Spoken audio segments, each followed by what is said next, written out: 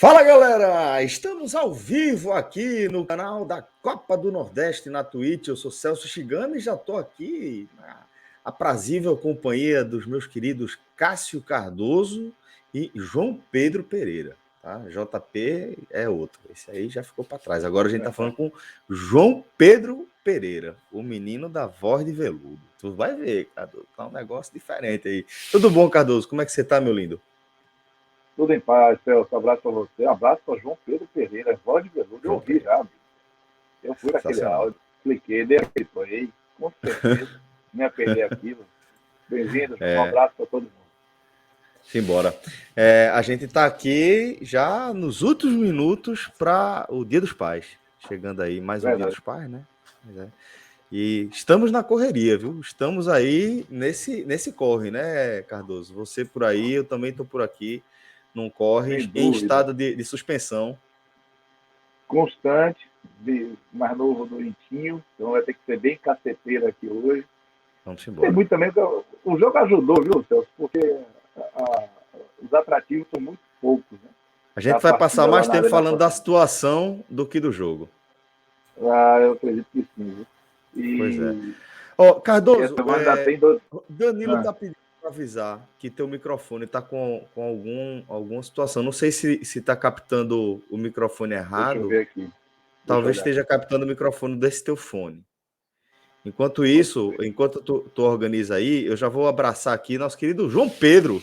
João Pedro, seja bem-vindo, tá? João Pedro é feito jogador Ronaldo. Né? Jogador Ronaldo. Vina, né? Vina, jovem. Vina. Melhorou? Acho que ainda não. Chegou um pouquinho mais. Falar aqui. Chegou um pouquinho mais. Deixa eu ver. É porque eu tô no celular, porque a minha internet de casa tá uma tragédia. Quando chove em Salvador, agora o negócio é muito dramático. Mesma coisa, peraí. Aqui a gente tá prestes a entrar num momento de fortes chuvas. Eu estava dando uma olhada na previsão do tempo para os próximos dias aí. A previsão é que a partir de segunda, terça, tem a tempestade. Choveu demais aqui. Choveu demais aqui. Você viu o que aconteceu no jogo do Vitória? Alagou o estádio, o gramado. Uma hora paralisado. Pois é. João, ver se Cardoso resolve ali o set dele. Enquanto isso, JP, mas a gente tá falando de um dia animado, né, velho? Daqui a pouco a gente vai abrir aí oficialmente a nossa live. Deixa eu já mandar um abraço aqui.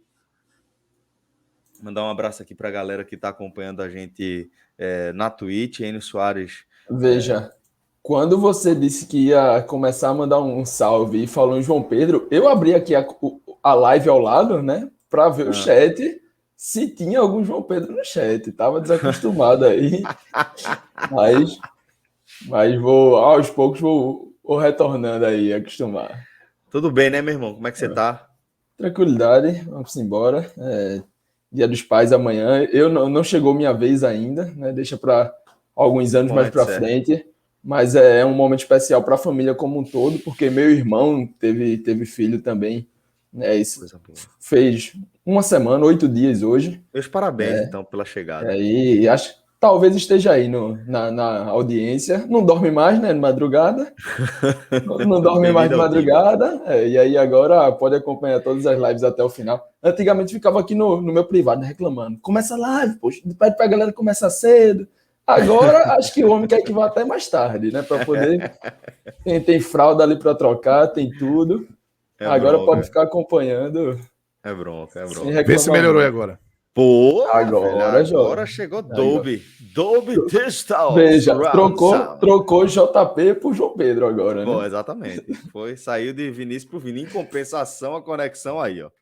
Tá mandando aquele abraço, como ele tinha avisado pra gente. Né? Mas pelo menos ele parou com a cara vontade bonita, que eu tenho, quem tá... Cardoso, você tá no passado. Voltou, ele voltou presente. Agora. Presente. Ele agora tá com 2 segundinhos de delay, mas já dá para tocar. Tá, fale da sua raiva, Cardoso. Dá vontade de chamar a Laela. Quem tá na Bahia sabe o que eu tô falando. Com a internet Laela. A Laela. Depois eu explico. Não vou falar o nome dela, não. Esse nome é pesado. Tá bom, tá certo. Vamos embora. Vamos para frente. Vamos embora para frente. Mas eu entendi, eu captei. Eu tenho esses dilemas aqui no lugar onde eu habito, tá?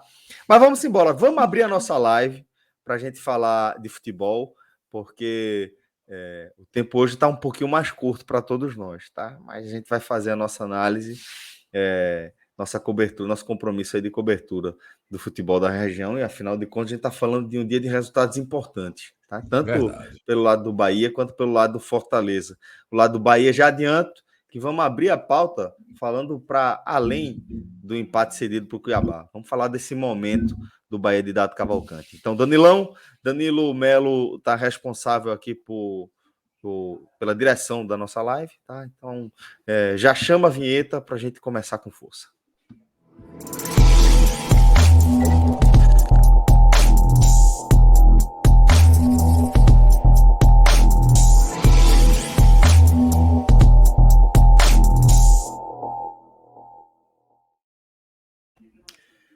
Olá, galera! Começando mais um Telecast. Eu sou Celso Shigami, estou aqui com os meus queridíssimos Cássio Cardoso e João Pedro Pereira. João Pedro Pereira. O negócio agora é diferente. Como disse o maestro, é Dolby agora. Não é mais aquela marca lá de cigarro, agora é Dolby. E é o seguinte, galera. A gente está falando aqui ao vivo no canal da Copa do Nordeste, na Twitch, tá? A gente tem muita honra mesmo, né? Muito nos orgulha, como diz a turma, muito nos orgulha tá nessa parceria, tanto com a Twitch, quanto com o Grupo Nordeste FC, esse grupo tão sério, tão comprometido, né? Com a causa da cobertura do futebol do Nordeste. Então, para a gente é um orgulho danado estar com parceiro dessa galera nessa caminhada, tá? Podem ter certeza que essa caminhada tende a ser bem longeva. Então, a gente vai aprimorando aqui cada vez mais a nossa produção de conteúdos, tá? E a nossa cobertura. Para a gente é um prazer enorme estar nessa parceria, beleza? Vamos embora. Tá, aproveitar aqui para falar, tá? Você que topa apoiar aí a produção de conteúdo independente, você pode fazer a sua subscrição aí na Twitch, tá? A Twitch nesse momento está com um desconto, tá? Se você fizer a subscrição por celular, fica R$ 7,90 e pelo computador R$ 8,90. Isso ajuda de forma direta, obviamente, os produtores de conteúdo. Então, se você tiver condições de colaborar, também tiver o interesse de colaborar, a turma aceita de bom grado. Beleza? Vamos embora. Só lembrando, tá, que aqui na Copa do Nordeste, o canal da Copa do Nordeste não tem subscrição, então fica aí o pedido de apoio para o nosso projeto, o nosso canal, tá? O Podcast 45. Beleza? Vamos embora. Vamos abrir a nossa pauta. Cardoso, como eu tinha destacado a ideia aqui, acho que até mais importante do que analisar mais um tropeço, e é preciso tratar esse empate com o Cuiabá dessa forma, eu queria analisar, para além desse tropeço, analisar como esse tropeço se soma a uma situação já carregada, já delicada para o Bahia de Dado Cavalcante. Então, vou te propor que a gente comece analisando não o jogo, mas analisando esse momento, a situação do Bahia. Eu diria, Celso, um abraço para você, um abraço para o João Pedro Pereira. Eu diria nome e sobrenome, papá. Eu diria que o momento é o momento mais delicado Dado Cavalcante, né? No comando do Bahia, porque mesmo ele passando dificuldade quando ele assumiu, antes de chegar aquele jogo contra o Atlético Mineiro, por exemplo, quando o Bahia empatou com o Goiás em casa em 3-3, parecia determinar o rebaixamento em 2020, ali o Cavalcante ainda estava vivendo um processo de consolidação como um técnico de time principal, e ele muitas vezes não era nem encarado como um técnico de time principal, né? Ele era como se fosse uma circunstância que o colocou ali. E depois que ele conseguiu a permanência, botou o Bahia na Sul-Americana, e o Bahia permaneceu com ele para a temporada seguinte, aí sim ele ganhou a responsabilidade efetiva de um técnico de time principal. E a partir daí, nos momentos mais delicados, apareceram algumas tábuas de salvação. E na verdade, apareceu a Copa do Nordeste. O título da Copa do Nordeste deu a Dado Cavalcante um respiro, né, um oxigênio importante para ele trazer o trabalho dele no Bahia.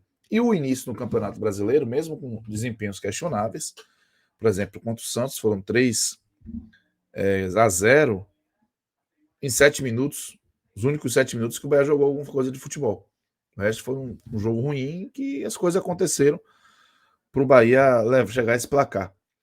Então o Dado Cavalcante ele viveu momentos ruins, mas os piores momentos eles eram momentos em que ele tinha uma responsabilidade evidentemente menor. Eu acho que a responsabilidade do Dado Cavalcante hoje é evidentemente menor, mas ela não é uma percepção compartilhada pela maioria. Muita gente acredita que Dado Cavalcante chegou a um teto no comando do Bahia e, mesmo reconhecendo os limites do elenco do Bahia, acredita que a troca de técnico é o melhor caminho. Eu não vejo dessa forma, mas eu enxergo que Dado Cavalcante deu espaço para isso. E eu pego alguns exemplos do jogo de hoje. O titular, o Ronaldo, conjuntivite, não foi para o jogo. Mas foi o Oscar Ruiz. Ora, se ele já tinha o Gilberto no banco e o Michael Douglas já estava à disposição de novo, porque só não podia jogar a Copa do Brasil, o Oscar Ruiz tinha que ser a última das alternativas. Ele não acrescenta nada. E, mais uma vez, o jogo se deu assim, com o Oscar Ruiz sem acrescentar.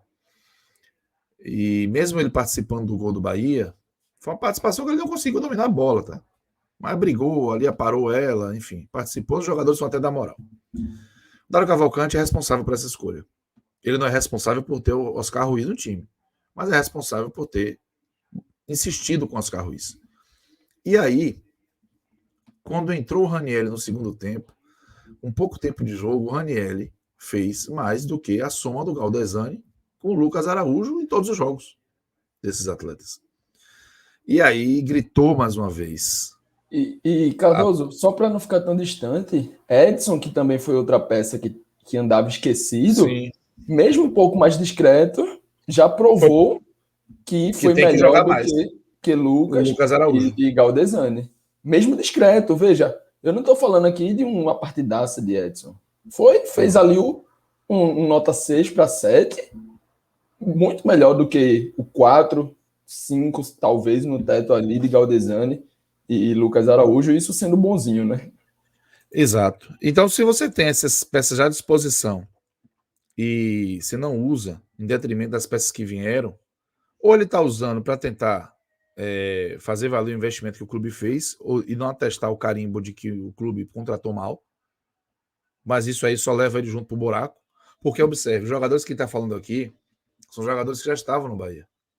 O Edson já estava, o Ranieri já estava.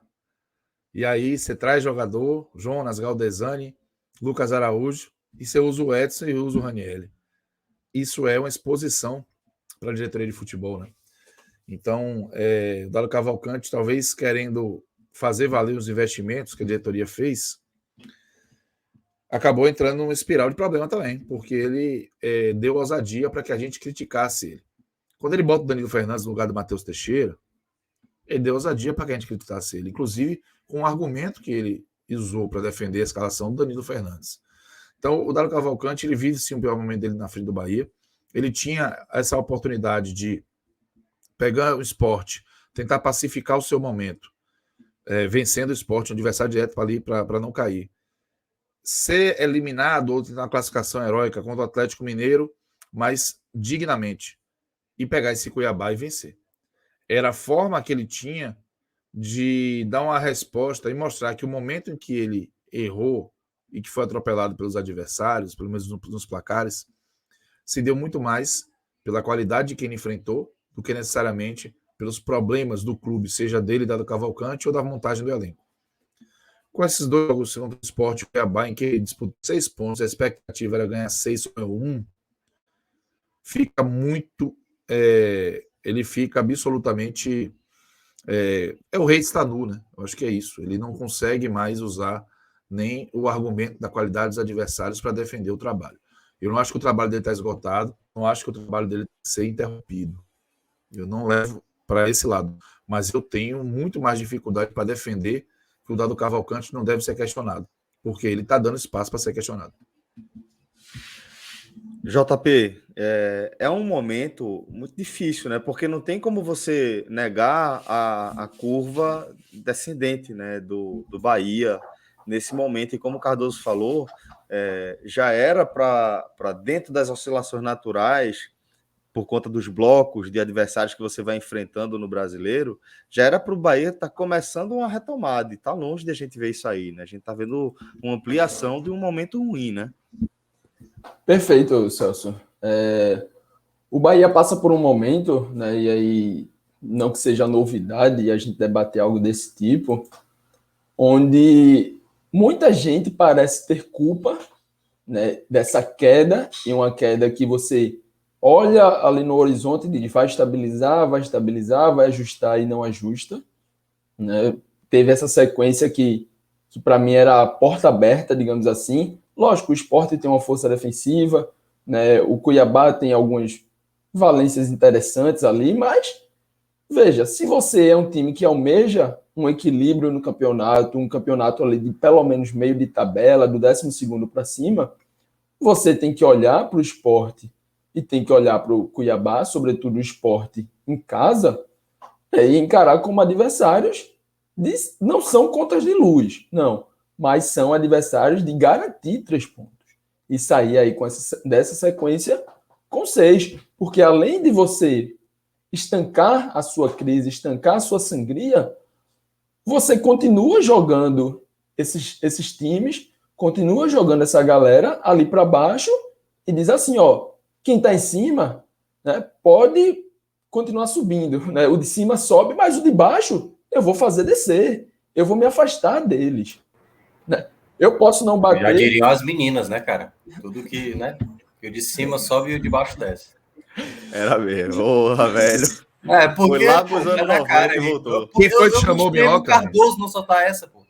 Quem foi que chamou o Minhoca? Boa noite, Minhoca, para você também. Boa noite, cara. Mas o JP levantou a bola, eu tive que cortar. Veja, o meu paralelo aqui era com o Chico Sainz, né? Porque meu pai resolveu fazer um bobó aqui para abrir o dia dele, Dia dos Pais ali. Botou para torar agora, cara, JP. É quase a mesma coisa. E tava ouvindo Chico Sainz Nação, né? Então, assim, a minha referência era essa, mas a sua é bem válida também. Que eles, não sei se você sabe, mas eles pegaram exatamente das meninas. Foi exatamente a influência de lá, do Bom Chibombom. Até o Robson colocou aí, ó. Bom Chibombom. Foi de lá. Tirem Minhoca, por favor, derruba mesmo. A turma aparecendo. Mas é isso, voltando, né, pro tema. O Bahia encara esses 2 jogos e aí passa por dificuldades, porque é um elenco que vem passando por esses momentos de lesão, jogador saindo, jogador com desgaste, jogadores que chegaram recentemente, né, como o próprio Rodalega, o próprio Mugni, e foram regularizados recentemente, né, então assim, não estão no auge da forma física, lembrando, vieram da Europa, então tiveram um período de pausa ali. Se não tiveram, também é um problema, porque podem estar perto de um desgaste mais amplo, né, então você tem que buscar esse equilíbrio entre ou desgasta ou ou dá mais tempo de preparação. Não é uma escolha fácil, uma escolha simples, onde Dado precisa refazer muitas coisas e precisa dar respostas. Mas, dentro disso tudo, né, e aí quando essas respostas não conseguem chegar de forma rápida, e não é só de dar essas respostas, o elenco também precisava dar respostas, né? No momento que você perde Tassiano e que Dado olha para o banco e se depara com Galdesani, com Lucas Araújo, né, com Tony Anderson, que foi outro que ele tentou já em alguns momentos, esses caras também tinham uma oportunidade, um espaço para dar resposta, mas em nenhum momento conseguiram. E aí cai sempre naquela ideia de o que é mais fácil agora? É mais fácil a gente tirar 4, 5, 6 contratações que a gente acreditou, investiu e não deu certo? Ou é mais fácil a gente tirar Dado, que é um treinador da casa, né, um treinador que, imagino eu, talvez Cardoso possa me corrigir se eu estiver errado, mas não é dos mais caros, né? Não sei Não imagino que esteja na casa dos 6 dígitos, como era Roger, como era, enfim, Mano, é muito longe disso. Então, é uma saída fácil, né? E eu falo isso não só de quem toma as decisões, isso é também para o torcedor, né? O torcedor que olha e vê o time sem o encaixe, vê o time faltando, diz, a gente não vai trazer 6 contratações novas e tirar 5 aqui. Então, o que é mais fácil? Transfere a responsabilidade para Dado, que sim, também tem culpa, como o Cardoso falou. A culpa de Oscar Ruiz está aí, não é de Dado. Mas a culpa de Oscar Ruiz ser titular, com você podendo testar um Maicon, a culpa de Ranieri, Pablo, Edson estarem tanto tempo sem ter chance no time principal, mesmo merecendo essa vaga, enquanto Tony Anderson, Galdesani, Lucas Araújo, né, e muitos outros jogavam, aí sim Dado também assina a sua parcela de culpa. Mas é uma parcela de culpa onde essas foram as peças dadas a Dado.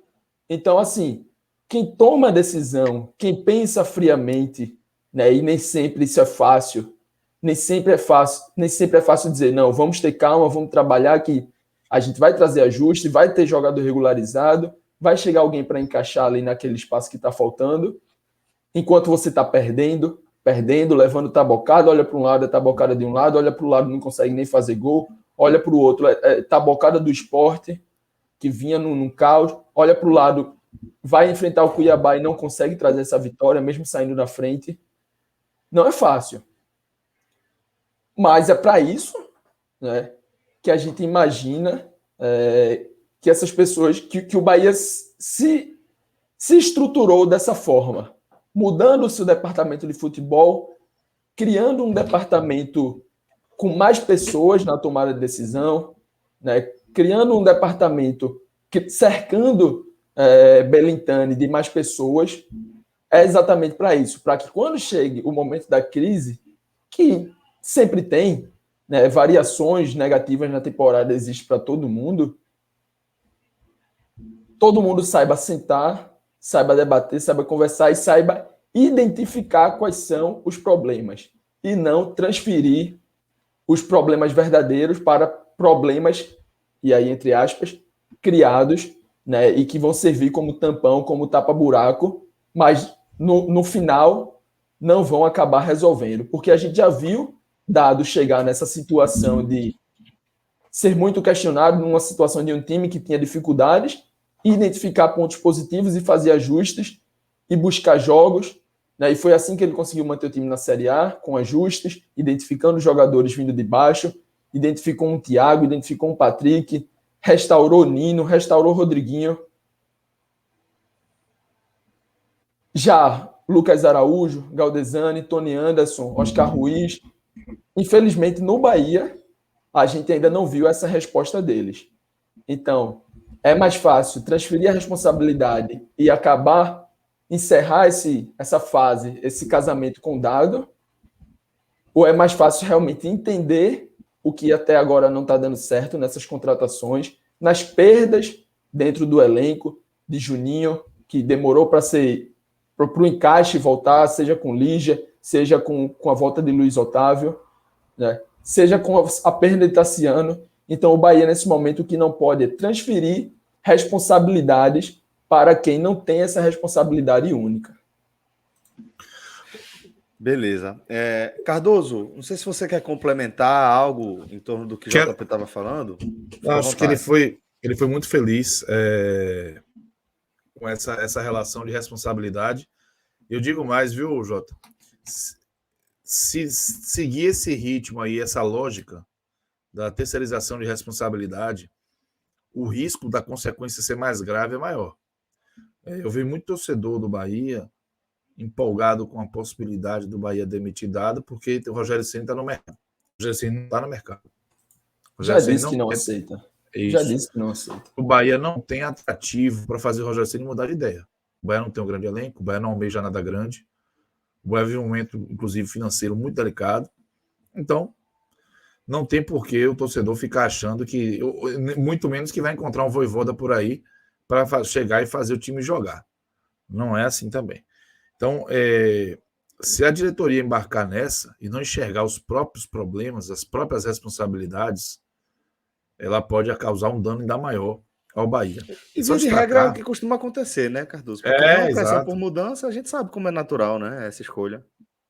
É bem natural. E sobre só essa volta que o JP falou, o Bahia deixou de abrir ponto para o Sport, que estava dentro da zona, e para o Cuiabá, que está dentro da zona. Isso. Hoje, o Cuiabá tem um jogo a menos. Então, um time que tem, vamos dizer assim, mais condição de brigar realmente com o Bahia para escapar dessa zona e que está fora da zona, que é o Sport, tem 15. É com o Sport que o Bahia vai brigar. E que tem o mesmo número de jogos. Você pode botar o Juventude ali, que tem 16, mas o Juventude tem 2 jogos a menos. É um time frágil, mas tá com 2 jogos a menos, pode passar. O Cuiabá tem um jogo a menos. O Grêmio tem 3 jogos a menos. Então, assim, o Bahia que tinha se o Bahia consegue fazer esses pontos contra Cuiabá e Sport, além de ir para a parte de cima da tabela, você criava essa gordura em relação a quem está embaixo.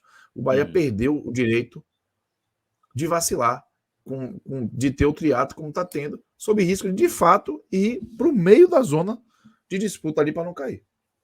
Perfeito. Cardoso, eu vou pedir agora para a gente fazer uma análise também. E rapidinho, Celso, só para complementar e fazer um alerta ao torcedor do Bahia. Só lembrando a última vez que Belintani tentou transferir, terceirizar essa responsabilidade, ele trouxe, né, como alguém para adquirir essa responsabilidade dele, um cara chamado Mano Menezes.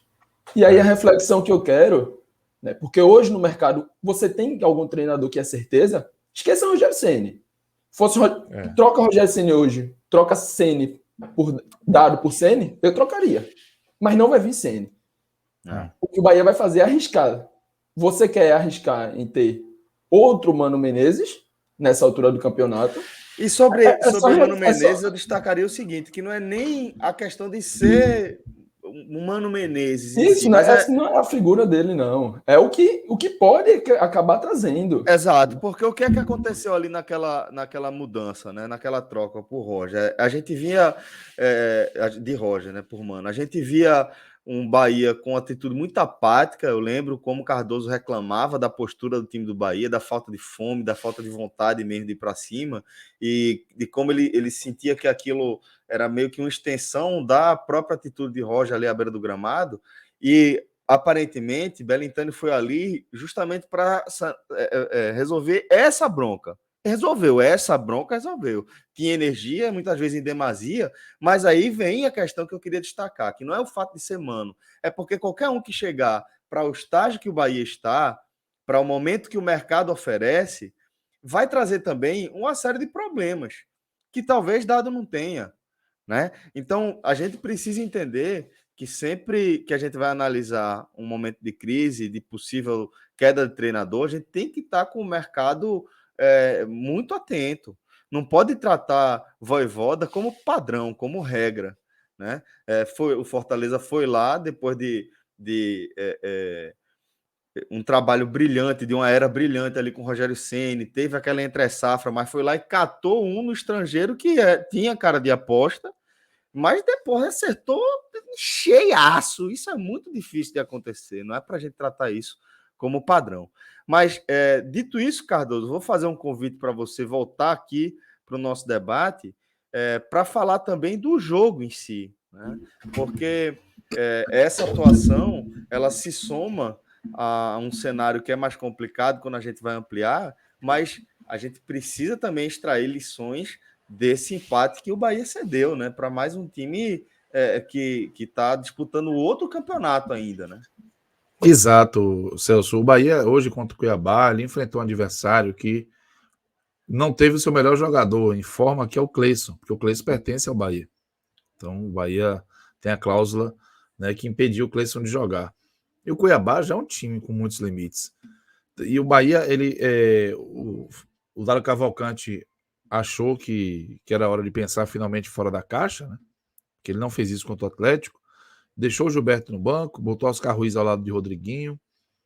Mugni tentou emular ali mais uma vez um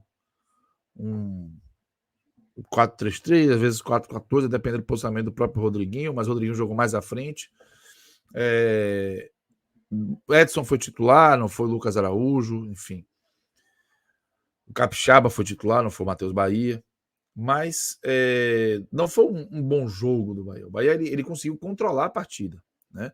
Teve um determinado momento que o Cuiabá se assanhou, mas depois, com o passar do primeiro tempo, o Cuiabá reconhecendo ali que era mais jogo para eles segurar um pouquinho a bola, esperar um pouquinho o Bahia, baixou suas linhas, foi um time que foi basicamente inofensivo boa parte do primeiro tempo.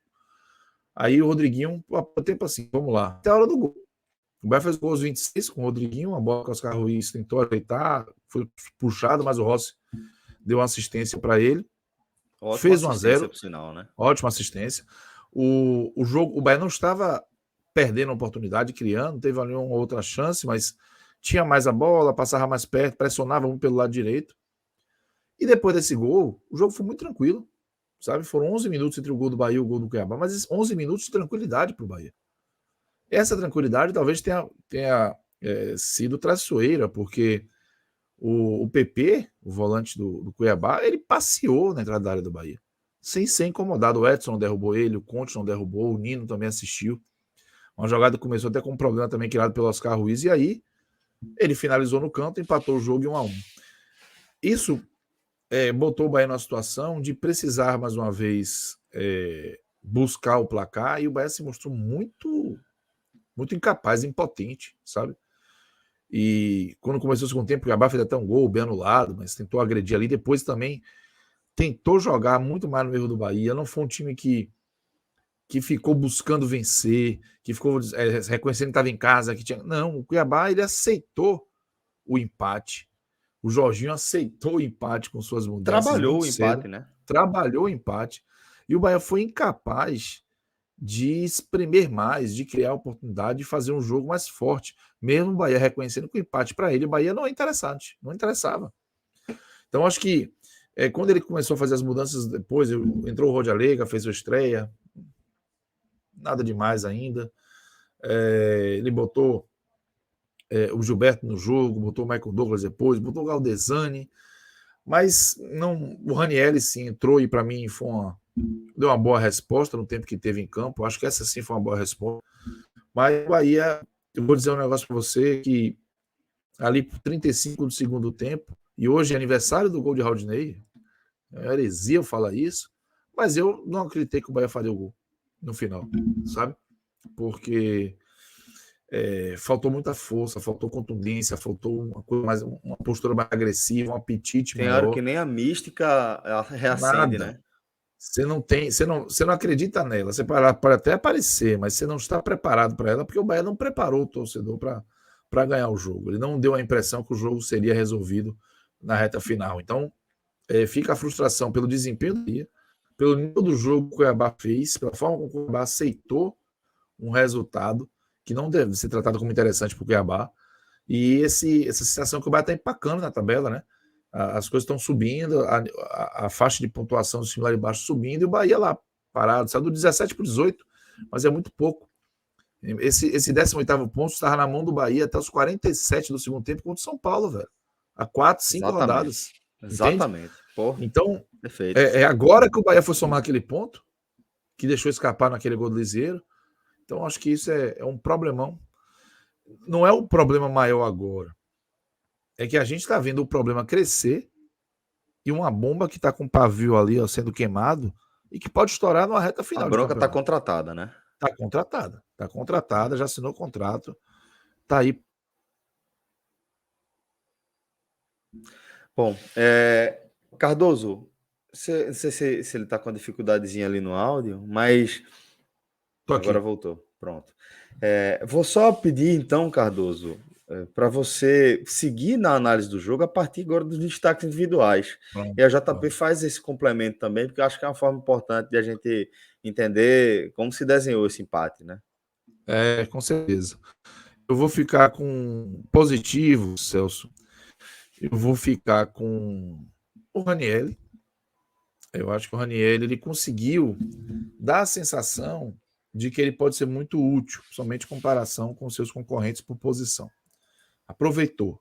há pouco tempo que tem para jogar. Eu acho que o Veja, Rodriguinho... Raniel jogou 20 minutos e a gente está colocando aqui como melhor. E eu concordo. É isso, eu acho que... Então, Porque já é um spoiler grande. não teve um grande destaque. Eu acho que o Rodriguinho, no momento que o Bahia esteve melhor ali no primeiro tempo, ele participou bem do jogo. Mais próximo do gol, fez um belo gol. Aí eu vou até... Assim, vale citar também. Mas é muito difícil, assim, o Daniel, o Mugni oscilaram. Acho que o Mugni ainda está aí pegando uma pressão. O Mugni virou titular em conteste. E isso é um ponto importante. Mas eu acho que ainda diz mais sobre a estado de exceção do Bahia, né? A dificuldade de ter qualidade ali naquela posição do que necessariamente um desempenho exuberante do Mugni. Mas chegou para ser titular. Um cara contestado, né, por grande parte da torcida aí, chegou e vestiu, né? E vestiu e vai ficar, E acabou, titular, ninguém vai questionar. E vai ficar porque ele ajuda, e Mugni é isso, né? Independente de quem contestou, acho que quem contestou foi muito mais por uma pecha que Mugni possa ter, né? Principalmente ali no Flamengo, muito mais no Flamengo, porque no esporte já foi muito útil, né? É limitado, tem limitações, porque senão estava no Flamengo, não tinha vindo para o esporte, não tinha sido rebaixado na Turquia, não tinha vindo para o Bahia. Mas ajuda. E o Bahia estava precisando desses jogadores que ajudassem. Exatamente. Ele já deu alguma competitividade ali ao meio-campo do Bahia. E acho que ele merece. Eu vou botar o Júnior Capixaba também. Eu acho que o Júnior Capixaba criou algumas oportunidades, alguns lances que ele chamou a atenção, não comprometeu assim na defesa. Então, meus destaques positivos vão passar por aí. Os destaques negativos, eu vou botar um jogador que ele é um cara que é assim, titular absoluto, que a torcida tem como xodó, mas hoje para mim foi muito mal o Germán Conte.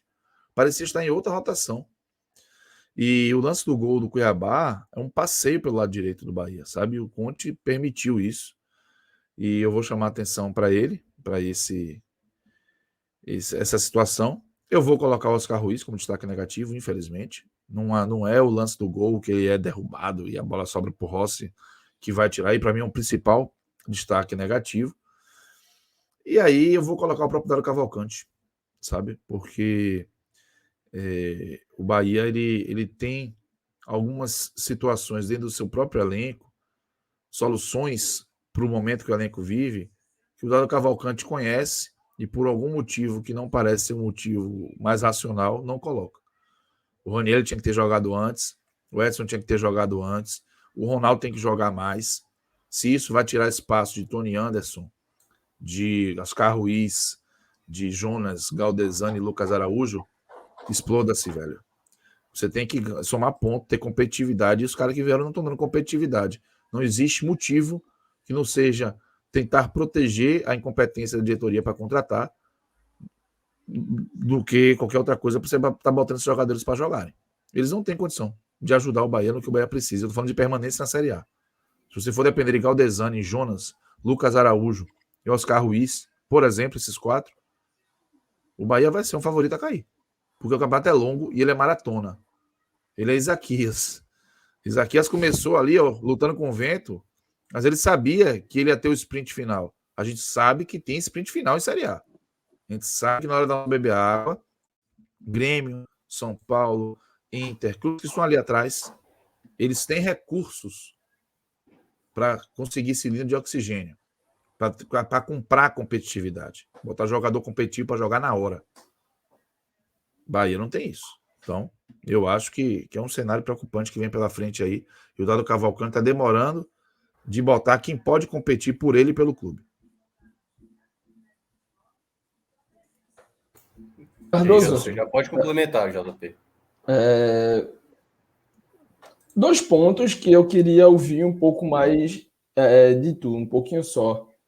O primeiro é sobre a atuação de Rossi, né? Onde é que você colocaria um titular incontestável? Foi muito inteligente, um passe muito, muito bom ali no gol, né? E queria que você falasse um pouquinho mais. E a segunda seria como fica esse meio hoje, né? Do Bahia, e aí a gente está falando de Mugni e Danielzinho, imagino que estejam garantidos. né? E como seria essa outra peça, tendo Ranieri, tendo Edson, né? Quem você imagina como titular, ou se dá para jogar os dois, se deveria ser dessa forma?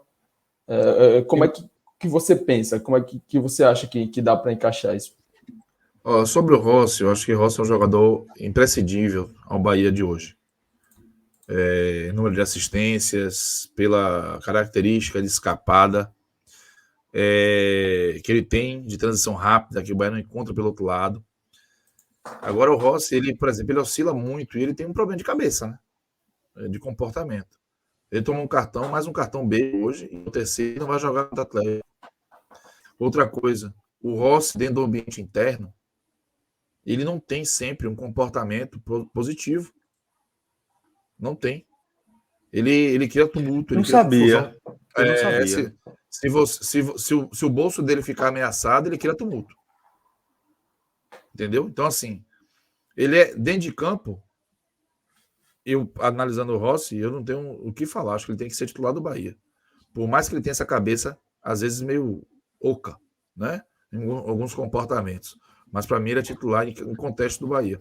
Mas, a médio e longo prazo, eu não sei até que ponto ele vai ser um jogador para estar no clube ajudando, porque se um jogador não reconhece o momento de dificuldade do clube, ele acaba sendo um ponto para puxar para baixo, né? E eu estou falando isso porque o Rossi, ele criou problemas, sim, para concentrar, tentou fazer igrejinha para cobrar salário. E assim, é lógico que o Bahia tem que pagar o salário do atleta. É lógico que o Bahia tem que cumprir com aquilo que está acordado. Ele não está longe do direito dele. Mas a decisão que ele tomou não foi uma decisão em comum com os jogadores. Ele juntou 3, 4 ali e outros não concordaram com aquilo. E ele fez essa fumaça. E não é a primeira vez que isso acontece, tá? Não é a primeira vez que quando a coisa atrasa R$2, e eu não estou dizendo que está pouco atrasado ou muito atrasado, mas uma vez que eu sei que estava pouco atrasado, ele já criou problema. Então, eu acho que o Rossi, ele veio essa semana, uma entrevista coletiva, achei genial, né? Ah, não, todo mundo, tem que remar todo mundo no mesmo barco. Eu falei, até que não caia, que não sobre, que não falte R$20 na sua conta, né, querido? Porque aí você quer implodir o barco. Veja, começando por ele, né? Se ele estiver cobrando e estiver cumprindo, aí ótimo. Agora, se ele estiver vindo para a mídia cobrar todo mundo junto, todo mundo abraçado, e nos bastidores não trabalha dessa forma, o próprio grupo vai acabar tentando cortar esse mal, né? Vai perder a unidade. E é isso que eu estou falando. Para mim é legítimo o jogador exigir o que é direito. Errado é quem está atrasado. É muito claro isso. Mas você tem que saber como é ambiente de futebol. E se você fica criando situações para uma situação que está ruim piorar, a tendência é que ela piore, pô. Você não tem unidade. Então, enfim, eu acho que o piora para ele também, né? É claro. Mas dentro de campo ele é imprescindível. Ele é imprescindível por característica, pelo problema, inclusive, da montagem de elenco do Bahia, que não tem ninguém. Exato. Assistência, enfim. Perde seus gols, mas ele cria muito também. Sobre o meio campo, viu, Jota? Eu acho que o Bahia, se o Ranieri tiver uma sequência e mostrar a qualidade, o Bahia pode mudar um pouquinho a sua forma de jogar. Por exemplo, se você bota o Lucas Mugni, talvez o Capixaba possa ser mais utilizado. Estão ouvindo? Tô vendo. Se você bota o Lucas Mugni, talvez o Capixaba pode ser mais utilizado. Se você bota Ranieri com Patrick de Luca, Daniel e Mugni, e você bota no ataque ou Rodriguinho e Rossi, ou Gilberto e Rossi, você muda um pouquinho a forma de jogar, mas eu acredito que você dá uma robustez maior ao seu meio campo. Porque o Bahia, com o Tassiano, ele tinha ataque e defesa com intensidade, com vigor. Sem o Tassiano, você tem que mudar. Você não pode ter Rodriguinho, Gilberto e Rossi. Entende? Então, acho que ele tem que fazer essa leitura e talvez seja com o Ranieri que ele encontre uma solução para a montagem desse meio campo. Mas eu vejo com naturalidade ou o Gilberto ou o Rodriguinho vindo do banco. Com naturalidade, para que você possa dar robustez ao meio campo. Ainda mais com o Capixaba voltando a ser titular, voltando a ter minutos. Exatamente. Você ter Capixaba e Rodriguinho ali pelo lado esquerdo é extremamente temerário. E a gente já viu essa fórmula dar muito errado. Exatamente. Então, eu acho que esse é um caminho que eu espero que o Dado Cavalcante busque, né? Quebrar um pouquinho seus próprios conceitos diante do cenário que apresenta. 4-3-3, né? Exatamente. Que é muita cara dele. Isso aí. É isso. Pois é. Cardoso, conforme a gente tinha falado ali no comecinho, você está com um horário um pouco mais restrito, né? E, pô, nada mais justo, né? Vá cuidar aí do seu pequeno, tá? Que ele se recupere Obrigado, queridos. de forma mais rápida possível, tá bom? Valeu, Feliz Dia dos obrigado. Pais para você, companheiro. Isso, Pais, para você, abração. meu irmão. Um abraço para vocês, um abraço para nossa audiência aí. Em breve a gente está de Valeu. volta aí com tranquilidade para falar mais tempo. Você sabe que eu gosto de falar, né? Então, já sei. Veja, a oportunidade não vai faltar, não. Viu? Não vai não. Um abraço, meus queridos. Boa noite para você, Valeu. boa noite para nossa audiência. Tchau. Cheiro, boa Um noite. abraço.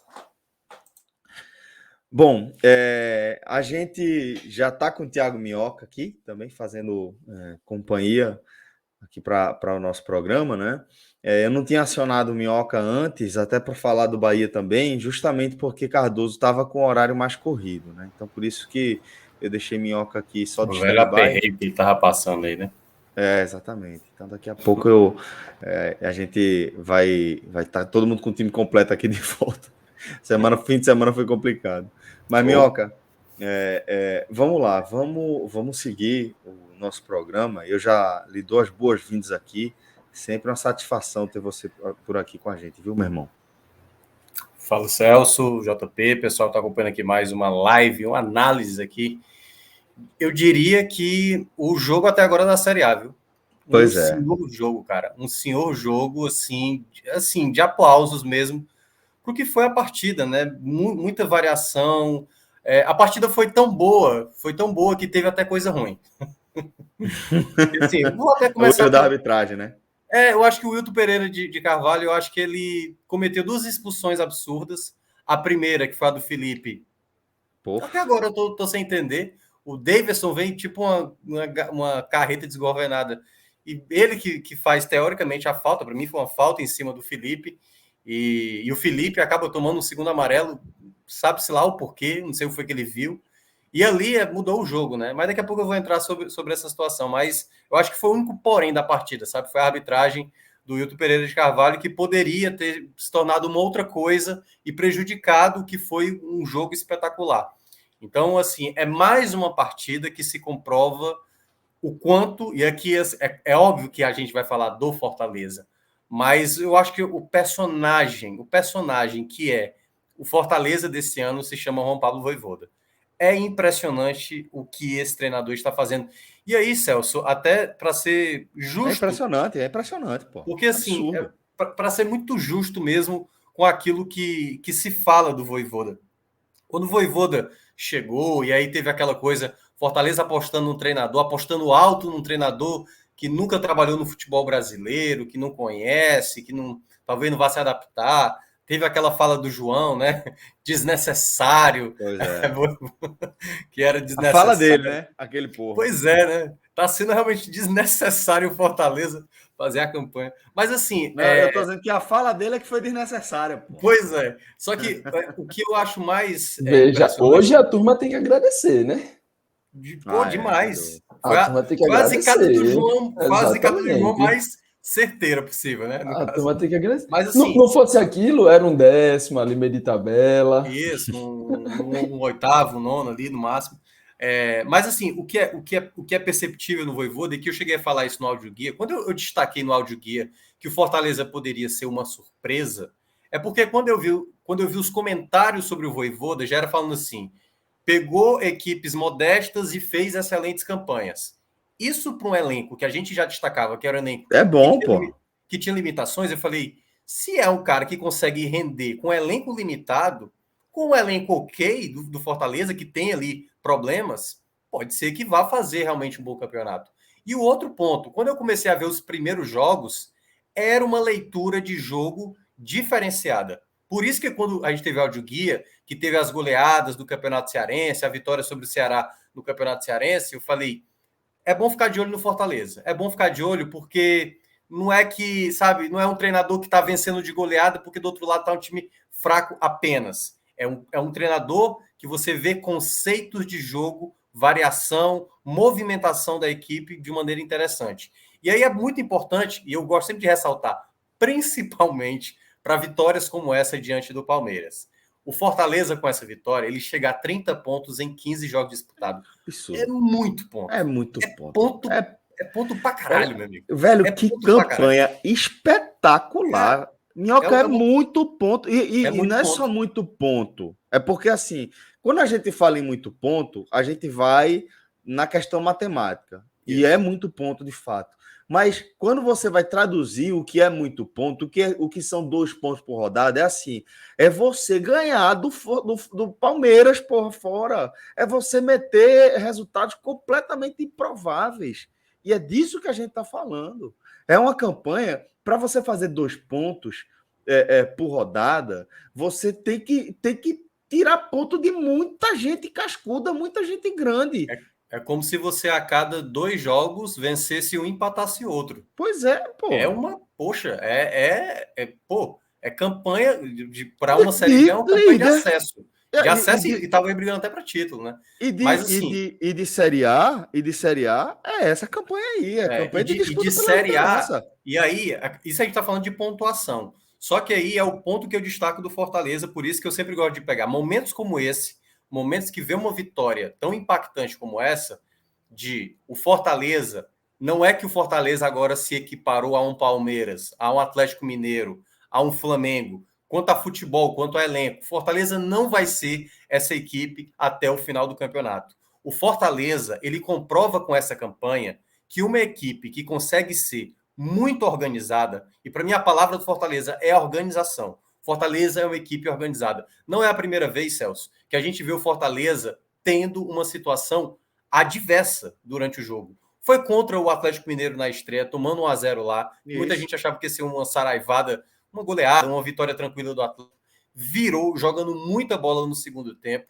Contra o Flamengo e contra o Atlético Paranaense e contra o Ceará, as 3 derrotas, você consegue tirar em algum momento do jogo o Fortaleza sendo melhor do que o adversário, sendo melhor do que o Flamengo, em algum momento, claro, não foi no jogo todo, sendo melhor que o Atlético Paranaense em algum momento. E contra o Ceará, a gente teve ali naqueles primeiros minutos, não aproveitou e depois a equipe acabou, né, enfim, perdendo o jogo para o Ceará. O Ceará foi muito competente em vencer a partida. Mas em nenhum jogo você consegue ver o Fortaleza jogando mal. Até mesmo, talvez a partida que eu vi o Fortaleza ter menos protagonismo, talvez tenha sido contra Atlético Goianiense e Sport, que aí foram dois bons sistemas defensivos e que o próprio Vojvoda ainda estava vendo alternativas para sair dessa situação. Então não é que o Fortaleza, a partir de agora, mesmo tendo uma tabela favorável, ele vai conquistar as vitórias como quer, tá nesse patamar, então vai ganhar do Cuiabá, Não, ele é favorito nesses duelos, mas é muito importante que o Fortaleza se mantenha estável.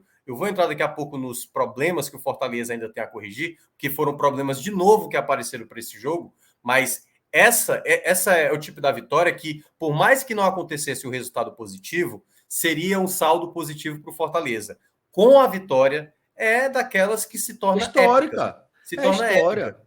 Porque, assim, é um tabu. O Fortaleza, se você for pegar, Celso, na história contra o Palmeiras lá, tem o 8-2 lá da final da Taça Brasil, né? Foi a maior goleada em uma final de Campeonato Brasileiro. Tem o 6-0, se eu não me engano, em 86, eu acho. Tem o 4-0, quando voltou em 2019, já largou tomando 4-0. Um 3-0 no ano passado, em 2020. E esse ano consegue uma vitória que tinha conquistado há 16 anos atrás, né? Em 2005, conquistando. Então, assim, é um feito enorme, porque o Palmeiras sequer tinha perdido em casa, entendeu? O Palmeiras era um dos melhores mandantes ao lado do próprio Fortaleza.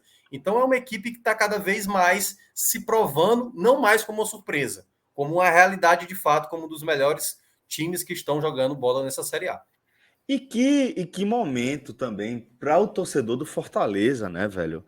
É muito importante que o torcedor do Fortaleza, que está acompanhando essa jornada fantástica do time de Vojvoda, velho, viva isso intensamente, porque é uma campanha histórica, é uma campanha que você vai contar para os seus filhos, que você vai contar para os seus netos, é dessas campanhas que meio que formam a memória de uma torcida, né? Então, porra, viver esse momento aí, viver mesmo, velho, cada coisa intensamente, Celso, um negócio que faz parte também. Eu estava até me perguntando, depois eu acho que é até bom isso ser um debate, talvez, quando tiver João, Cássio, Fred, porque é o seguinte, o Fortaleza pode estar fazendo a melhor campanha de um nordestino quando eu digo campanha da temporada, né? Porque ele está nas quartas de final da Copa do Brasil e terceiro colocado na Série A. Se a gente for pegar até o título do Sport na Copa do Brasil, o vice-campeonato do Vitória também na Copa do Brasil, a campanha do Sport quando foi sexto colocado e a campanha do Vitória quando foi quinto colocado,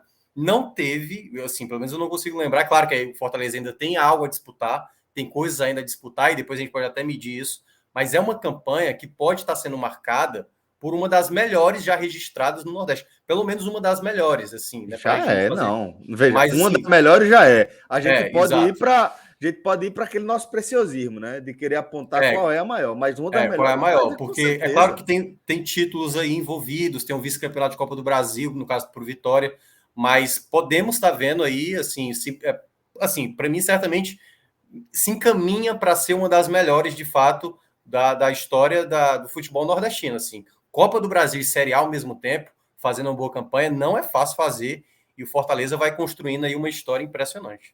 Mas é uma pergunta aqui para vocês. A gente, ao longo dessa caminhada do 45 minutos aqui, das carreiras de cada um, a gente sabe como as análises que a gente vai fazendo, elas precisam ser atualizadas. Porque o futebol é muito dinâmico, não só no jogo, mas a competição em si é uma competição muito dinâmica, pelo tamanho e pela complexidade mesmo do jogo, né? De tudo que está envolvido. E a gente, Minhoca, a gente vai com o Fortaleza como você falou, na nossa melhor projeção era a sua em relação ao Fortaleza, dizendo que pode ser uma surpresa. Tem que ficar de olho aí, porque pode ser uma surpresa. Isso. A gente vai para, só uma boa largada, mas vamos com calma para o momento atual. E agora, é inevitável perguntar mais uma vez, e a gente vai fazer essa pergunta várias vezes, mas é importante atualizar depois de uma vitória como essa, quão longe esse Fortaleza pode ir. Eu vou até passar para o JP, até porque para não falar direto aqui, o JP pode dar o primeiro comentário dele, depois eu falo. Então, JP, quão longe esse Fortaleza pode ir, velho? Depois do que a gente viu até aqui. Celso, eu acho que esse Fortaleza, olhando o teto e olhando os feitos que têm acontecido até aqui, precisa ser trabalhado naquela questão do deixar a meta aberta. E aí, o que é que eu quero dizer com deixar a meta aberta? É que esse Fortaleza já não vou nem dizer que já demonstrou, porque vem demonstrou hoje. Esse Fortaleza demonstra, né, que é um time crescente, que ainda não bateu no teto. A gente acha que pode estar chegando ao teto, acha que pode estar chegando, mas aí tem um jogo como o de hoje, né, com um time com alterações, sem David, por exemplo, que é uma peça essencial, sem Ederson no time titular. Veja, a gente tá falando, lógico que Ederson entrou e foi importante ali no terceiro gol de virada, mas até Ederson entrar, o jogo estava 2-2, com o Fortaleza melhor.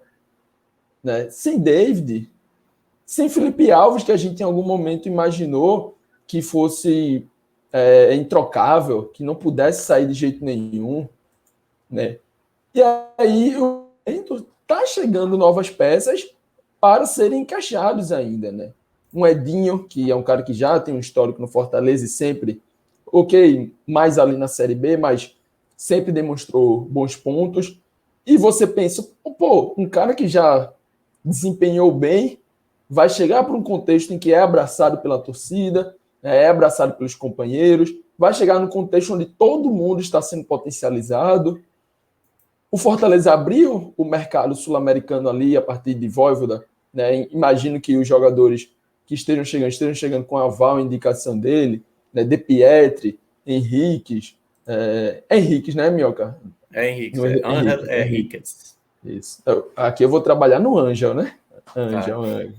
Ângel Henriques, De Pietri, né? Então, a gente pode estar achando um Fortaleza que, precisa de uma reposição porque não dá para estar contando com o Osvaldo.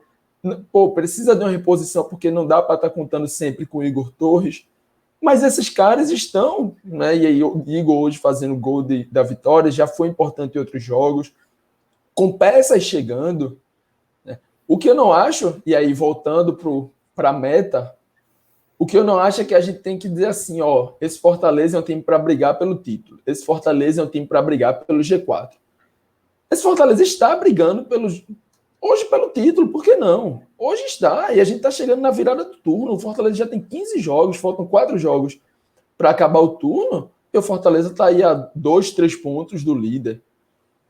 Se lá na 38ª rodada a gente estiver falando de um Fortaleza que foi 8º, 7º, eu acho que a gente não pode tratar isso como uma temporada ruim, não, porque ali na virada do turno estava em 3º, termina em 7º, é ruim, é horrível, jogou a temporada no lixo. Não. Se cair para 7º, é natural, porque mesmo que esteja rendendo muito, tem um elenco um pouco abaixo dos gigantes, de Flamengo, de Galo, de Palmeiras, de um Corinthians que está trazendo aí Renato Augusto, Giuliano, se fala em Roger Guedes.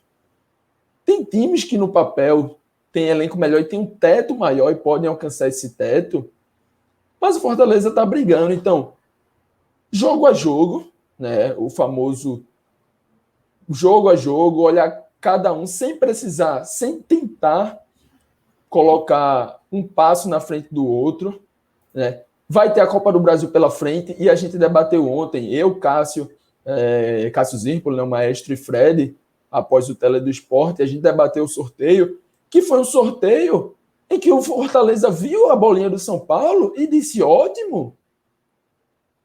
Veio o São Paulo, que é um time que hoje está ali na parte de baixo. Poderia ser o Grêmio também, era outro, mas veja, a gente está falando de São Paulo e Grêmio, onde o Fortaleza está dizendo que é bom enfrentar esses times. E o Maestro, o Fred, colocaram... Eu também coloquei um jogo ali bem equiparado para a gente, o jogo mais equilibrado dessa fase, né, o confronto mais equilibrado dessa fase, mas eu falei ontem... E aí não é querendo me dar méritos, não, para minha fala, não, porque eu falei o óbvio. Eu acho que eu falei é óbvio. Eu disse ontem na live, ó, o Fortaleza, o São Paulo tá achando bom que foi o Fortaleza tá achando bom que foi o São Paulo, mas hoje eu vejo um Fortaleza mais sólido. E amanhã vai ter um Fortaleza e Palmeiras, onde o Fortaleza não se perder, é um resultado que faz parte, porque é o Palmeiras, é o Palmeiras em São Paulo. Se perder, faz parte. Mas o Fortaleza não entra perdido no jogo. Muito pelo contrário. O Fortaleza entra com chances de ir lá e arrancar pontos. E não vai surpreender se o Fortaleza sair de lá com empate ou sair de lá como saiu hoje, com a vitória. Muito mais do que eu planejava, porque eu tratei ali como empate. E não surpreende. Hoje, o Fortaleza ir lá não surpreende, porque o Fortaleza também enfrentou o Flamengo e o segundo tempo, o Fortaleza praticamente dominou o Flamengo e merecia ter empatado aquele jogo. Se o Fortaleza na Copa do Brasil for lá no Morumbi e voltar a perder por 2-1, faz parte e vai estar no jogo, porque vai trazer para casa, vai decidir no Castelão e não é nada de outro mundo o Fortaleza ir lá e fazer um 2-0 no São Paulo em casa. Como também não vai ser se já vier com um resultado interessante na ida. Então, o que esse Fortaleza precisa ser tratado é: vamos deixar a meta aberta e vamos trabalhar jogo a jogo, porque jogo a jogo a gente tem alcançado os resultados. Dessa forma, a gente vai ali, busca um empate, vai fora de casa, busca empate, vem em casa, garante a vitória, perde um aqui, perde outro ali, mas vai em São Paulo e ganha do Palmeiras. E tem um caminho aberto de alcançar uma semifinal. Aberto assim, é o São Paulo, mas é um São Paulo numa fase aberto. Aberto, caminho, exato. Caminho acessível. Acessível, isso. Pronto, aberto, acessível. Melhor do que aberto, acessível. Um caminho muito acessível para o Fortaleza ir lá e garantir uma semifinal de Copa do Brasil. E o Maestro já diz, quem está em semifinal, meu velho, quem está em quartas, o Maestro fala em quartas, e já é onde eles estão, onde o Fortaleza está. Quem está em quartas já está na briga e se passar no São Paulo... Quem está em quartas com o ritmo que o Fortaleza está, velho, tá de olho em algo e veja, maior. E passando de fase, é Fluminense ou Galo, um Galo onde o Fortaleza foi lá na estreia e venceu de virada. Então, por que a gente não pode estar falando aqui de um voo alto para o Fortaleza? Eu não vou dizer que é o favorito. Não vou, porque aí eu vou estar mentindo, eu vou estar sendo Mas, Minhoca, Forçando a eu barra. Mas concordo com o JP e eu diria o seguinte, que para mim, nesse momento, não dá para a gente falar da corrida pelo título sem falar do Fortaleza. Eu acho que simplesmente não dá. É porque assim, a gente é como a gente chegou a falar nas 3 primeiras rodadas, né? Nas 3 vitórias. É uma ótima largada. Vitórias já contundentes. Naquele momento, Fortaleza tinha vencido o Atlético Mineiro fora de casa, Isso. goleado o Internacional e vencido o Sport, os 3 primeiros jogos do Fortaleza. E a gente falava disso, a gente falou assim, pô, mas vamos esperar um pouco mais, né? Porque ainda é cedo. Eu acho que é cedo para falar nessa questão de, não, título. Talvez a gente não vá ter um outro momento, talvez se não falar agora, né? Dessa Isso, palavra, né? talvez. Fortaleza tem chance de título brasileiro? Eu acho que não tem hoje, por conta exatamente das suas próprias limitações como time, certo? Como time, mesmo apresentando futebol organizado. O Fortaleza, mantendo esse futebol organizado, ele vai, para mim, eu acho que onde o Fortaleza vai estar brigando mesmo diretamente, que para mim é um dos favoritos hoje, para vaga de Libertadores. E quando eu digo vaga de Libertadores, é tudo, certo? Da direta para pré-Libertadores. O Fortaleza, eu acho que ele passa a ser um concorrente altíssimo para brigar por uma vaga direta na Libertadores. O que eu estou dizendo agora, o que eu mudei de algumas semanas atrás o Fortaleza já era uma equipe que brigava por Libertadores. Agora o Fortaleza é uma equipe que briga por vaga direta. Esse outro passo para título é difícil a gente colocar para um Fortaleza, porque já seria difícil para a gente falar isso para o Sport de 2015, para o Vitória de 2008. Porque para ser um time, para ser campeão de título, esse time tem que fazer o que o Palmeiras fez, cara. O Palmeiras estava em 7 vitórias seguidas.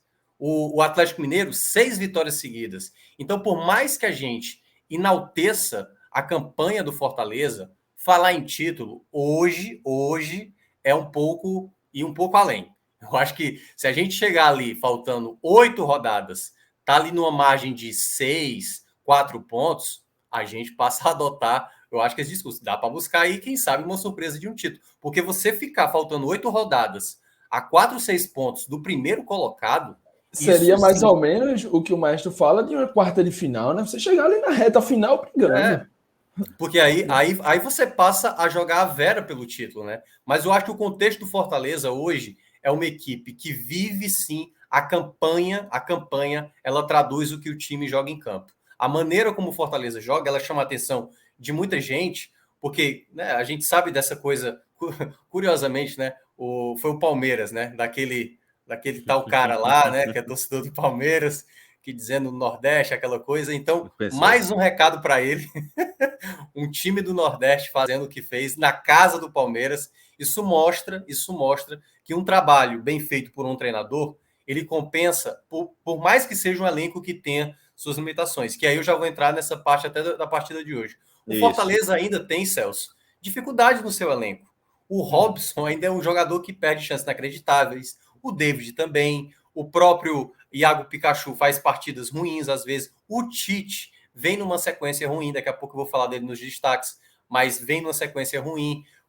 Como disse o JP, quem é que imaginaria que nesse jogo especificamente ele não teria o David, ele não teria o Ederson no começo, ele teria o Marcelo Boeck no gol e a equipe iria se comportar bem. Isso se chama trabalho bem feito. Uma equipe organizada, mesmo tendo jogadores de limitação, como é o caso do Romarinho hoje jogou uma barbaridade. O Romarinho jogou muito bem. E há muito tempo que ele não jogava bem. Quando saiu a escalação, é só olhar lá nos comentários do torcedor do Fortaleza. Perdemos, Romarinho, minha Nossa Senhora, não tem como. Ele e Robson na frente, até porque ele foi tentado da outra vez, não deu certo. Mas é isso que eu estou dizendo. É um trabalho bem feito que pode acabar. Hoje poderia o Fortaleza ter perdido? Poderia, como poderia ter empatado, mas acabou vencendo. O jogo em si, ele diz o que foi o time em campo, entendeu? Então, o resultado, às vezes, você não controla, né? Ali foi a última bola do jogo, como também tinha sido lá contra o Atlético Mineiro. Então, isso, para mim, comprova cada vez mais quanto o Fortaleza está brigando diretamente para mim agora, brigando por uma vaga de Libertadores, fase de grupos. E aí, só para repassar o que eu tinha falado na segunda-feira, Celso, para o Fortaleza, sem contar esse jogo, certo, do Palmeiras, Fortaleza precisava, a cada 12 jogos, somar 15 pontos de 36 que ele disputar, nos 12 primeiros e nos 12 finais. 15 pontos em 36 é menos da metade. E isso, para mim, é bem factível o Fortaleza conquistar. Para ir para a zona direta da Libertadores, ele precisa ter um aproveitamento de metade dos pontos. A cada 36, somar 18 pontos, né? Somar 6 vitórias. Então, essa é que eu considero uma possibilidade do Fortaleza, conquistar metade dos pontos que vai conquistar, já conquistou 3 pontos, e vamos ver, né, até onde vai chegar. É isso. Como diria, eu não sei quem é que diz isso, não custa sonhar, né? Vai que chega lá na frente, tem alguma coisa a mais, briga pela coisa a mais, né? Eu acho que você foi muito feliz quando você falou, velho. Nesse momento, talvez a gente não tenha outro momento para falar, mas nesse momento tá na briga pelo título. Quando você olha, velho, ou vai dizer que não tá. Você olha ali e vai estar conseguindo. Não é só o ritmo de pontuação, é que o que esse ritmo de pontuação traduz, né? Que é o que eu falei, dos grandes resultados que você precisa conquistar para você ter esse ritmo de pontuação. E como você lembrou, já foram grandes resultados, grandes jogos, grandes performances. Eu acho que está assim. Nesse momento é um recorte de briga pelo título. Agora, Minhoca, vamos falar também, porque não é desses jogos que. Não, vamos deixar o jogo de lado e vamos focar no momento. Não, porque foi um jogão, pô, foi um dos maiores jogos, foi um dos melhores jogos dessa edição da Série A.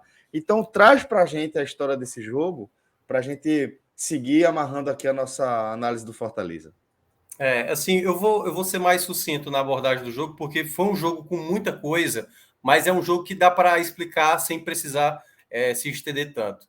O jogo, como eu falei, né? O Vojvoda veio com uma formação diferente, ele trouxe o Jussa junto com o Felipe de volante, manteve o Marcelo Boeck, e agora já temos a resposta. Marcelo Boeck hoje é titular do Fortaleza, ganhou de fato a disputa com o Felipe Alves, né? Manteve os dois alas, né? Crispim e Iago Pikachu, e no caso trocou a dupla de ataques, né? Saiu o David e o Wellington Paulista. O David estava com sinusite, nem estava no jogo listado, e aí ele fez Robson com o Romarinho, o que eu achava um risco muito grande, né? Porque você perdia poder de fogo. O único jogador ali com mais poder de decisão era o Robson, e aí nos primeiros minutos era um Palmeiras naturalmente, assim, se esperava, tendo mais o volume do jogo, mais a posse, o Fortaleza tentando impedir, e aí veio, né? Acho que o primeiro vacilo do Fortaleza, eu acho que eu cheguei a falar isso na transmissão da rádio, já falei aqui também algumas vezes, o Fortaleza só tem que entender que para não se perder durante a partida, ele tem que ser atento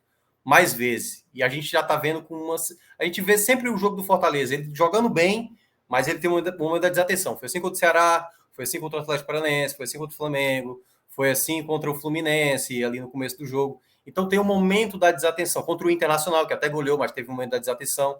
Então, quando o Fortaleza ele é desatento, como foi a jogada do primeiro gol do Palmeiras, ele parou para pedir uma falta no Romarinho. E nessa de ficar com a mão pedindo para o juiz parar, o Palmeiras não parou.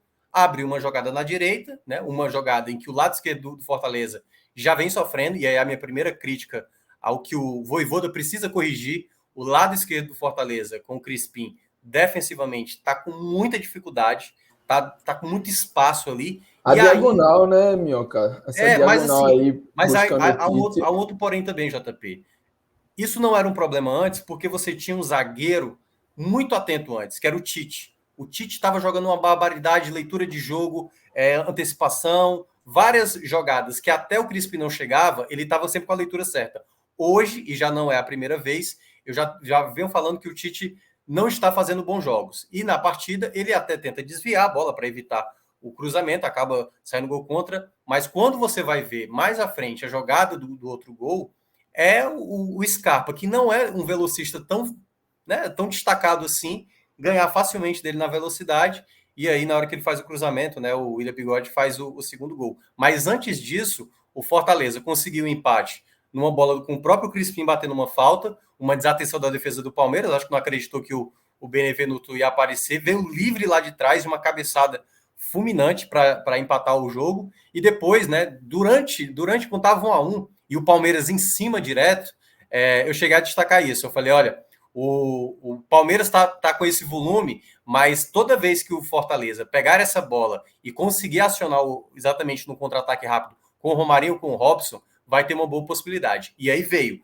o Jussa toma a bola, e aí uma troca de passes rápidas ali, utilizando o Vargas, o Romarinho chuta a bola de fora da área, e aí o Robson, mais uma vez, olha que coisa, o cara é o rei dos clubes paulistas, fez gol contra o São Paulo, fez gol contra o Corinthians, fez gol contra o Red Bull Bragantino, fez gol contra o Palmeiras. Então, quem quiser uma odds aí do jogo contra o Santos no próximo final de semana, já coloca aí gol do Robson contra o Santos. Amigo. O cara fez gol nos 4 clubes paulistas, agora só falta o Santos. Mas como eu falei, é capaz de não dar, né? Já que Murphy tá na espreita aí. Já dá para ser eleito melhor jogador do Paulistão, já dá para dizer, né? Exatamente. E aí, a gente teve ainda uma bola na trave, né? Do Renan, o jogador que estava ali improvisado do lateral esquerdo, mais um zagueiro pelo lado esquerdo. Acertou uma bola na trave do Boeck. O jogo foi muito interessante no primeiro tempo. 4 gols, muitas possibilidades. O Fortaleza, que começou mais dominado, teve um momento de controle do jogo. Depois o Palmeiras retomou de novo. Era muito difícil segurar esse Palmeiras. O Palmeiras dentro de casa é uma equipe muito chata, porque coloca uma pressão. E quando a gente volta para o segundo tempo, Celso, aí eu acho que é o trabalho do treinador. E mais uma vez, quando 5 minutos o Fortaleza já tinha criado 2, 3 chances, 7 minutos, coisa assim, já para fazer o terceiro gol. E não aproveitou, né? Foram chances ali criadas e não aproveitou. E aí, quando o jogo foi se desenhando, vem a expulsão de maneira absurda, né? Como eu estava dizendo, do Wilton Pereira de Sampaio, assim, descabida totalmente a expulsão. E aí muda o panorama da partida, Celso. Porque aí, um jogo que estava igual na ideia de cada um no seu estilo, claro, o Palmeiras com mais posse da bola, ficou um ataque contra a defesa. E aí é onde vem a leitura, mais uma vez, do Vojvoda inteligente. Ele, quando teve a expulsão do Felipe, ele desceu mais ali o Igor Torres para ajudar na reposição. Só que aí ele coloca o Ederson. E eu falei, olha, o Ederson é bom porque ele é o cara que é o mais conhecido como box-to-box, né? Que é o cara que sai lá do campo de defesa, vai lá no ataque. Então ele foi o meia necessário. Já que ele não teria mais o Vargas, quando ele sacou o Vargas, o cara ideal para fazer isso era o Ederson. E o Ederson era o cara que sempre estava ganhando essa bola no meio de campo, e soltando a bola com o Torres, e soltando a bola com o Elton Paulista, abrindo bola no Pikachu. O Pikachu cresceu demais depois da expulsão. Ele que não estava fazendo um bom jogo na minha avaliação, cresceu demais ali no momento que estava com o jogador a menos. E o Palmeiras foi colocando o volume e o Fortaleza resistindo, e foram, sei lá, até os 45, foram 20 minutos o Fortaleza com o jogo a menos, resistindo e tendo algumas possibilidades de até ter, né, a possibilidade do terceiro gol, embora o Palmeiras tivesse mais próximo. E aí, depois da substituição, a jogada dela é muito curiosa, porque é um passe errado do Torres, seria uma bola indo para a lateral, o Ederson evita essa bola sair para a lateral, e de maneira que eu achei até precipitada, ele, caramba, vai cruzar sem nem ver. Mas eu acho que ele deve ter visto, né? Porque na hora que ele tira a bola, já coloca na área, e aí a bola cai no pé do Pikachu, que faz uma jogada maravilhosa. Não é qualquer um que deixa Gustavo Gomes no chão, e a jogada foi maravilhosa dele. Deixou Gustavo Gomes no chão, e aí tocou para o Torres fazer o 3-2, uma senhora vitória. Então, assim, uma partida que, se passar de madrugada, eu volto a assistir de novo, porque foi aquela partida que vale muito a pena. Para quem gosta de futebol, sem olhar para time A nem time B, é uma partida impressionante mesmo do Fortaleza, e muito merecedor do resultado também. JP, se você não tiver algo para acrescentar do jogo em si, a gente já entra aqui na análise dos destaques. Como você quiser, você fica à vontade aí. Não, eu acho que a gente debateu isso ontem, né? Diz o não e acrescenta. Não sei. Não sei. Acho que Minhoca já passou por tudo que foi muito importante, né? Acho que só após a expulsão, né, o que o Vojvoda consegue trazer aí a partir da expulsão e da entrada de Ederson, né? Foram duas coisas ali, uma sucedeu a outra, né? Uma foi consequência da outra, e não deixou, né, no momento dessa expulsão, não deixou o Palmeiras crescer no jogo, né? Em algum momento, se você pega esse momento aí pós-expulsão e botar alguém que não viu, dizer, assista esse jogo aqui e me diz qual é o time que estava com um a mais, parece que era o Fortaleza ali em algum momento, né? Então, assim, essa não passividade, né? essa atividade dele logo ao ver a expulsão, talvez tentando dar uma equilibrada ali, mais defensiva, né? Tirando Vargas, trazendo o Ederson, que tem a qualidade ofensiva, logicamente, mas defensivamente também oferece muito mais do que Vargas, acabou sendo 2 em 1, né? Deu o equilíbrio, trouxe de volta, não deixou nem o Palmeiras crescer ofensivamente e já colocou aí o seu melhor jogador em campo e fez o time crescer como um todo, né? Pikachu, a partir desse momento, começou a ter mais responsabilidade, né? Um pouco depois ele traz também Bruno Melo, né? Que aí de fato é um lateral de origem e possivelmente pensando também em segurar ali um pouco mais daquele lado, né? Crispim tem uma bola parada muito importante, mas como o Minhoca falou, defensivamente em alguns momentos deixou um pouco a desejar, né? Ainda mais nessa relação dele ali com o Tite. Vale lembrar que Crispim é o ala esquerdo titular, mas é um destro, né? Então, assim, tem funcionado muito bem, né, no geral, mas não tem todos os cacuetes nem de ala pela esquerda, né? O corpo do cara que é destro, que é acostumado a jogar ali de um lado, uma carreira, uma base, uma coisa toda, ele vai ter muitos movimentos, né, que vão ter uma lógica e essa lógica dele atuando como um ala pela esquerda está sendo quebrada, né? Então vão ter erros, ele não vai fazer todas as partidas perfeitas.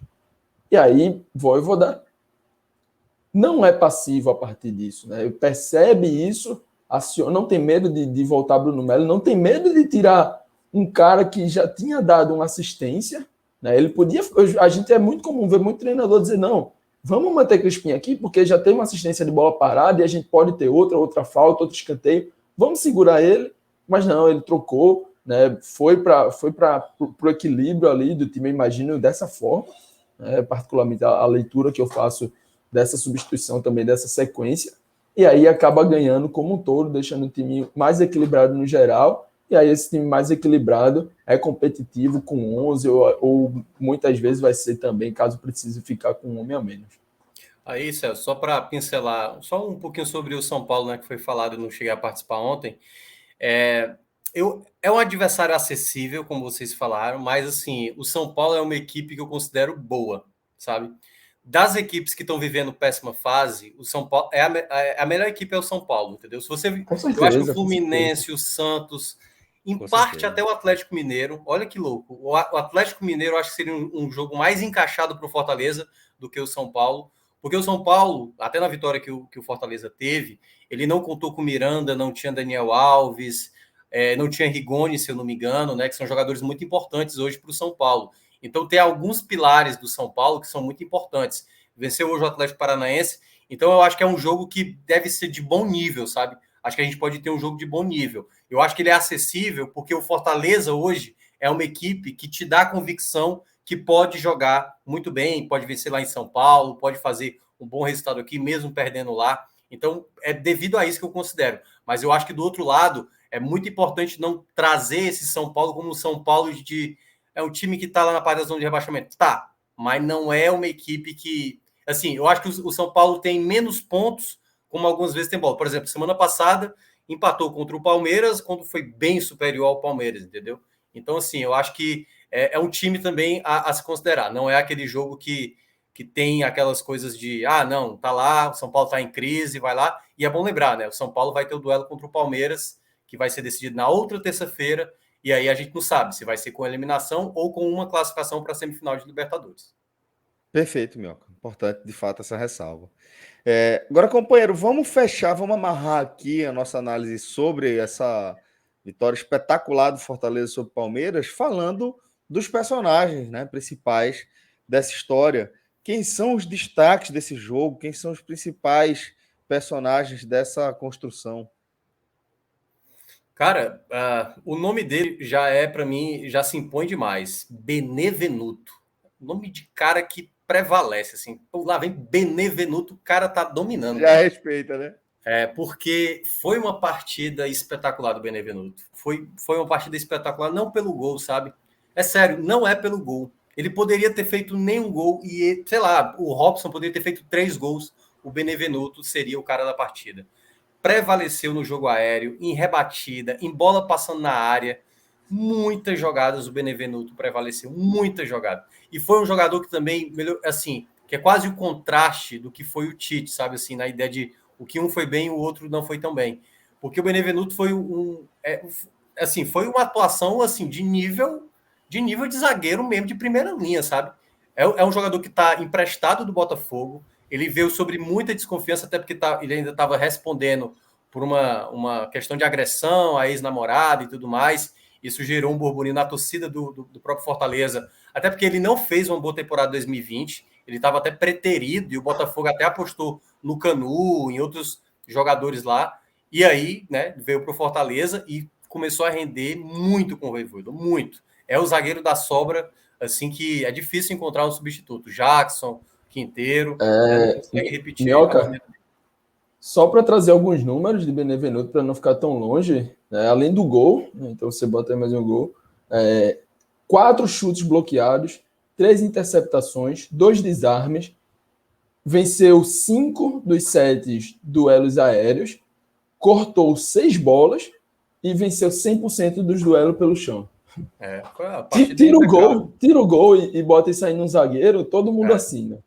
Não, E eu aí, até com lembrei, gol, meu JP, amigo, do jogo do Thiago Pagnussá contra o Flamengo no Maracanã, também, que jogou uma barbaridade naquele jogo. E o Benevenuto fez tudo isso e ainda fez um gol, né? Então, assim, foi para mim o melhor o melhor em campo, né? Mas aí vou destacar outros. O Jussa fez uma partida espetacular também, substituiu o Ederson e ele tomava a bola no meio de campo, estava em todo o campo do jogo, estava voltando, recuperando bola, estava indo para o ataque. Muitas jogadas de ataque era o próprio Jussa que estava sendo esse jogador que muita gente, né, aposta muito no Ederson, e o Ederson é o melhor jogador do Fortaleza para fazer isso, mas o Jussa, sabe, depois que voltou da lesão, ele é um jogador que você pode contar, pode substituir Ederson, pode substituir Felipe, né, principalmente que o Felipe foi expulso, né, então possivelmente ele e Ronald ali são ótimos reservas, então hoje o Fortaleza está muito bem servido e que, né, tem essa proposta do Newcastle para o Ederson, jogador que é do Corinthians. Se o Corinthians vender, então é uma perda considerável. E ter o Jussa como essa característica,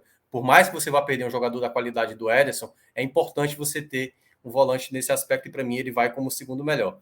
E o terceiro eu vou colocar o Romarinho, sabe, cara? Eu acho que o Romarinho fez a partida dele melhor, assim mesmo, em muito tempo mesmo, sabe? Porque ele foi o jogador do desafogo, muitas vezes o jogador do desafogo, pegando bola, chamando falta, driblando, indo para cima, sabe, dando passes. Então, eu acho que ele foi o jogador mais efetivo do ataque. Embora o Robson tenha feito um gol, o Romarinho foi o jogador que mais representou no modelo de jogo que o Vojvoda sempre apostou no Romarinho. O Romarinho é para ser o jogador, e eu falei isso, acho que uma semana atrás, no Clássico, né?